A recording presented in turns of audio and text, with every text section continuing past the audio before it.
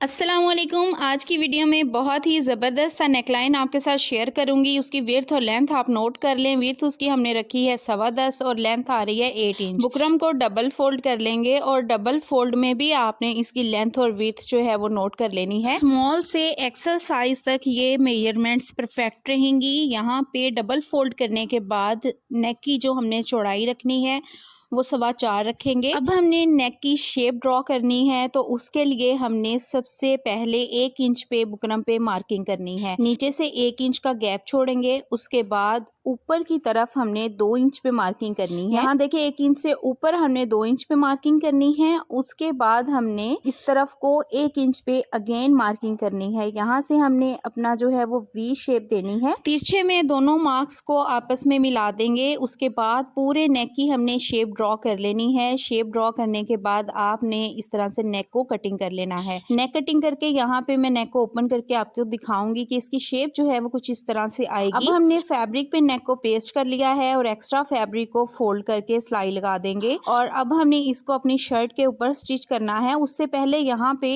1 inch का आपने gap छोड़ना है। नेक के दोनों तरफ 1-1 इंच पे मार्किंग कर लेंगे। और हमने जब इसको अपनी शर्ट के साथ स्टिच करना है तो आपने इस बात का ख्याल रखना है कि जिस जगह पे हमने मार्किंग की है वहां पे हमने सिलाई बिल्कुल नहीं लगानी। अब यहाँ पे वी पे सिलाई लगाएंगे, फिर हमने गैप छोड़ना है और दोबारा अपने पूरे नेक को इस तरह से स्टिच कर लेना है। स्टिचिंग करने के बाद इसका एक्स्ट्रा फैब्रिक अंदर से कटिंग कर देंगे। कॉर्नर्स पे डीप कट्स लगाएंगे और नेक को हमने पलट लेना है।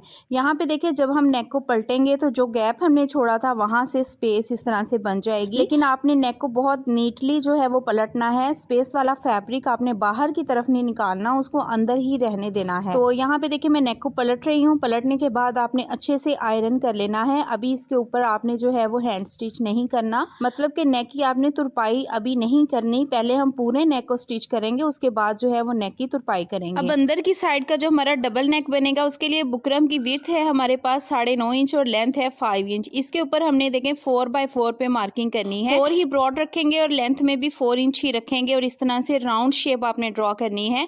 आपने अंदर की भी और बाहर की भी दोनों शेप्स को बहुत नीटली इस तरह से ड्रॉ करना है, क्योंकि ये नेक जो है हमारा बाहर की तरफ नजर आएगा। तो अब इसकी हमने बुकरम की कटिंग कर लेनी है। कटिंग करने के बाद अब हम इसको फैब्रिक के ऊपर पेस्ट करेंगे।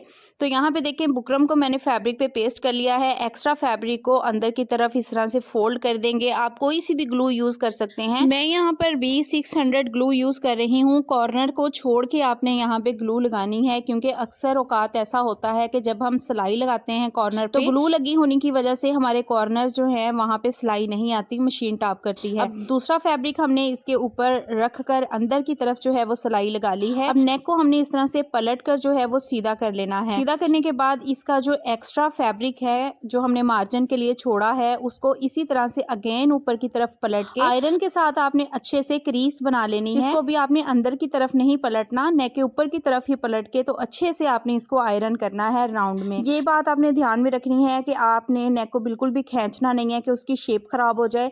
अब यहाँ पे देखिए हमने जो अपना नेक रेडी किया है उसको हमने यहाँ पे एडजस्ट करना है। तो यहाँ पे हम साथ में एक लेस भी बारीक सी यूज करेंगे। तो ये जो एक्स्ट्रा फैब्रिक हमने फोल्ड किया था इसको अंदर की तरफ कर देंगे, क्योंकि हमने ऑलरेडी इसकी क्रीज जो है वो बैठा ली है। आपने हल्का सा इस पे शावर करना है, देन इसको फोल्ड करके आयरन कीजिएगा तो क्रीज आपकी बहुत ही परफेक्ट जो है वो अंदर के फैब्रिक की बन जाएगी। और साथ साथ हमने इस तरह से पूरे राउंड नेक में लेस ऐड करनी है। और यहाँ से देखें आपने थोड़ा सा जो एरिया है 3 इंच का, जो हमारा चौकोर नेक है उसका 3 इंच का एरिया जो है वो हमने सिलाई में इस तरह से देना है। और यहाँ साथ ही इसके हम लेस रख देंगे।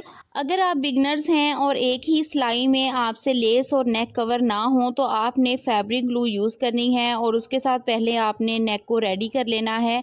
रेडी करने के बाद आप कॉर्नर पर फिर सिलाई लगा लें तो आपकी जो लेस है वो भी कवर हो जाएगी और आपका नेक जो है वो भी परफेक्ट शेप में रेडी होगा। जब आप सिलाई लगाएं तो आपने इस चीज का ध्यान रखना है कि राउंड नेक का जो नीचे का फैब्रिक है वो बिल्कुल भी अपनी जगह से आगे पीछे नहीं होना चाहिए। इससे क्या होता है कि आपका नेक जो है फिर उसकी शेप खराब हो जाती है, नेक आपका तिरछा हो जाता है। तो आपने बहुत ही स्लोली वर्क करना है। यहाँ पे राउंड नेक जो है आपका परफेक्ट शेप में रेडी होना चाहिए। तो यहाँ पे देखेंगे पूरे राउंड नेक में हमने लेस ऐड कर लेनी है। चौकोर नेक के एक साइड से हमने 3 इंच का फैब्रिक राउंड नेक के अंदर दिया है और दूसरी साइड से भी हमने 3 इंच तक का फैब्रिक जो है वो राउंड नेक में ऐड करना है। अगर आप चाहें तो सिलाई लगाने से पहले दोनों तरफ इक्वली 3-3 इंच पे मार्किंग कर लें और उसके बाद अपना नेक जो है अंदर वाला उसको स्टिच करना स्टार्ट करें। अगर आप मेरे चैनल पर न्यू हैं और फर्स्ट टाइम मेरे चैनल का विजिट कर रहे हैं तो मेरे चैनल को सब्सक्राइब कर लें, बेल आइकन को प्रेस करके नोटिफिकेशंस को ऑल पे सेलेक्ट कर लें। और अगर आप कटिंग एंड स्टिचिंग सीखना चाहते हैं तो मेरे चैनल की प्लेलिस्ट ओपन कीजिए। स्विंग क्लासेस के नेम से प्लेलिस्ट मौजूद है जिसकी सारी वीडियोस वॉच करके आप बेसिक टू प्रोफेशनल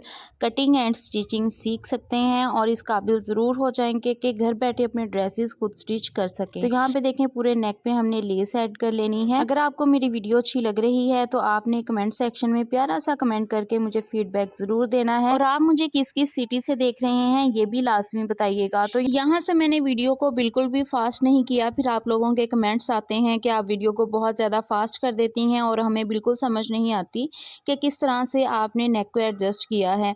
तो आपने जो राउंड नेक ऊपर का बनाना है उसको आपने ना तो बहुत ज़्यादा डीप रखना है और ना ही बहुत ज़्यादा छोटा रखना है कि बिल्कुल ही आपके नेक के साथ अटैच हो जाए। तो बताई हुई मेजरमेंट्स के अकॉर्डिंग आप इस नेक को रेडी कीजिएगा तो बहुत ही परफेक्ट आपका नेक जो है वो रेडी होगा। यहाँ पे देखें दूसरी तरफ भी हमने नेक को एडजस्ट करके तो उसके ऊपर सिलाई लगा दी है। सिलाई लगाने के बाद अब हमने क्या करना है कि 1 इंच चौड़ी फैब्रिक पट्टी रेडी करनी है। यहाँ पे देखें मैंने फैब्रिक पट्टी को रेडी कर लिया हुआ है, चौड़ाई इसकी 1 इंच है।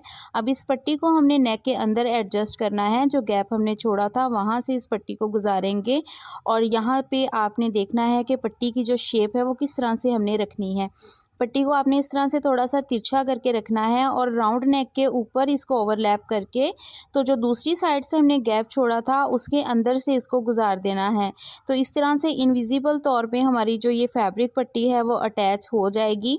इसको आपने बिल्कुल भी ऊपर से सिलाई रख के नहीं अटैच करना, इससे क्या होता है कि अक्सर जो पट्टी का किनारा होता है वो नेक के बाहर की तरफ निकलता है और बहुत ही फिर बुरी शेप आती है।